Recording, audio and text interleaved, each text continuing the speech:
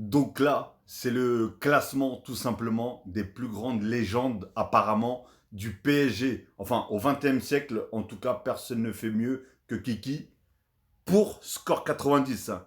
Est-ce que vous êtes d'accord ou pas? Dites-le moi dans les commentaires. Et ça, ils disent que c'est les légendes, tout simplement. Enfin, les top, les 5 meilleurs joueurs qui sont passés au PSG au 21e siècle.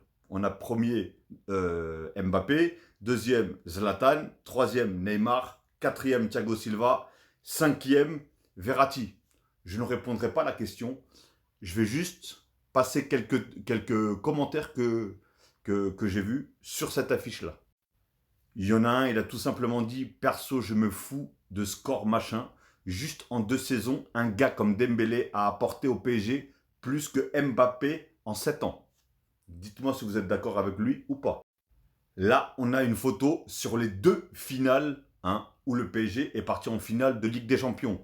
On a celle-ci, je crois que c'était en 2020, je crois, 2020 ou 21, je ne sais plus, où Mbappé, en gros, il fait une passe à Neuer, il frappe même pas, il fait une passe à Neuer.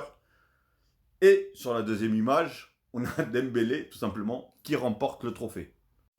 Et il y en a un autre, pour compléter la chose, il a tout simplement marqué aucun des deux sur la liste. Vas-y, vas-y. En gros, Hakimi et Dembélé. Donc ça veut dire que là, il n'y a aucun Parisien qui vienne de remporter la Ligue des Champions. Il n'y a pas de Marquinhos, il n'y a strictement rien. Ils ont mis aucun joueur parisien de cette saison qui a remporté la Ligue des Champions pour mettre certains qui n'ont rien remporté du tout. Enfin bref, dites-moi en tout cas ce que vous en pensez. Et pour vous, qui il faudrait retirer de cette liste des 5, tout simplement.